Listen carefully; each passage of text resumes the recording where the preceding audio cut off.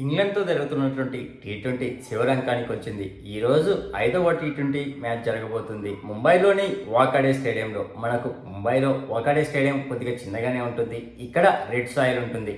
మరి ఈ మ్యాచ్లో ఇండియా చేసే మార్పులు ఏంటి, అలాగే ఈ పిచ్లో మొదట బౌలింగ్ చేస్తే బెటరా, సెకండ్ బౌలింగ్ చేస్తే బెటరా అనేది ఇప్పుడు వీడియోలో తెలుసుకుందాం. మొట్టమొదటిగా చూసుకుంటే ఇప్పటి వరకు 12 ఇంటర్నేషనల్ మ్యాచ్లు జరిగితే మొదట బ్యాటింగ్ చేసినటువంటి టీము 5 సార్లు గెలవగా, సెకండ్ బ్యాటింగ్ చేసినటువంటి టీము 7 సార్లు గెలిచింది. ఇంకా ప్లేయింగ్ లెవెల్లో ఎవరు ఉంటే బెటరో ఒకసారి చూద్దాం.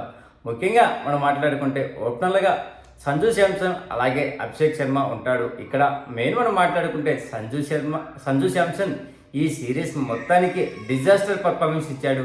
ఒక్క మ్యాచ్లో కూడా సరైన పర్ఫార్మెన్స్ ఇవ్వలేదు. ఈ మ్యాచ్ 5th మ్యాచ్లో కూడా ఇలాగనే ఫెయిల్ అయితే మాత్రం మరో టీ20 సిరీస్లో ఇతను సెలెక్ట్ చేయడం మాత్రం చాలా కష్టం.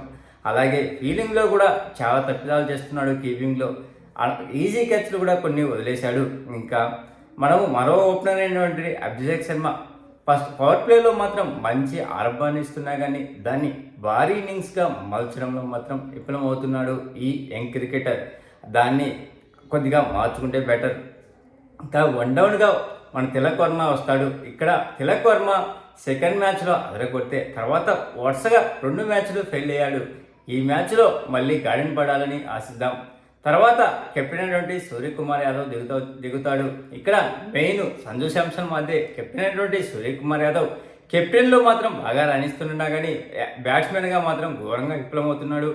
గత 10 మ్యాచ్లు చూస్తే మాత్రం అందులో కేవలం 1 మాత్రమే హాఫ్ సెంచరీ ఉంది. మిగతా అన్ని సింగిల్గా డిజిట్లోనే ఎక్కువ అవుతున్నాడు. ఈ సిరీస్లో కూడా మొదటి మ్యాచ్ డక్అవుట్ అయితే సెకండ్ మ్యాచ్లో 10, థర్డ్ మ్యాచ్లో 12, నిన్న మ్యాచ్లో మళ్ళీ డక్అవుట్. ఇలా ఎంత ఘోరమైన పర్ఫార్మెన్స్ ఇస్తున్నాడో చూడండి. ఇలాగనే కంటిన్యూ అయితే మాత్రం విమర్శలు ఎక్కువ ఇతనిపై గురి పెట్టవచ్చు. తర్వాత చూస్తే మాత్రం ఆల్రౌండర్ కోటాలో హార్దిక్ పాండ్యా దిగే అవకాశాలు ఎక్కువ ఉన్నవి. కాకపోతే ఇక్కడ మెయిన్ మనం చూస్తే ఓడిఐకి అలాగే ఛాంపియన్స్ ట్రోఫీకి సెలెక్ట్ అయినటువంటి హార్దిక్ పాండ్యా మీద ఎక్కువ భారం పడుతుంది అంటే మాత్రం ఇతనికి రెస్ట్ ఇవ్వచ్చు. మరొక ఆల్రౌండర్ అయినటువంటి శివం దుబే లాస్ట్ మ్యాచ్లో అద్భుతంగా రాణించినప్పటికీ కానీ గాయం కారణంగా బౌలింగ్ చేయలేకపోయాడు. మరి అతను పూర్తిగా ఫిట్గా ఉంటే మాత్రమే మ్యాచ్లో బరి దిగుతాడు. లేకపోతే మాత్రం అతన్ని మరోసారి బెంచ్కి పరిమితం చేయొచ్చు. రమన్దీప్ సింగ్ ఈ ఎంట్రీ ఇచ్చే అవకాశాలు ఎక్కువ ఉన్నవి. అదే కాకుండా ఇక్కడ మనం మాట్లాడుకుంటే మాత్రం వాకాడే స్టేడియం చిన్నది కాబట్టి ఇక్కడ స్పిన్నర్లకు ఎక్కువ ఉతికేసే ఛాన్సులు ఎక్కువ ఉన్నాయి. కాబట్టి స్పిన్నర్లో మెయిన్ మనం మాట్లాడుకుంటే వరుణ్ చక్రవర్తి, రవి బిష్నాయ్లో ఎవరినో ఒకరిని మాత్రమే సెలెక్ట్ చేసే అవకాశాలు ఎక్కువ ఉన్నవి. అప్పుడు పిచ్చు పరిస్థితిని బట్టి. ఇంకా ఫాస్ట్ బౌలింగ్లో చూస్తే మాత్రము హర్షదీప్ సింగ్ను బెంచ్ పరిమితం చేసి ఆ స్థానంలో మహమ్మద్ షమీకి ఛాన్స్ ఇచ్చే అవకాశాలు ఉన్నాయి. ఎందుకంటే మహమ్మద్ షమీ గాయం తర్వాత వచ్చినటువంటి మొదటి మ్యాచ్లో అంతా సరిగా పర్ఫార్మెన్స్ ఇవ్వలేదు.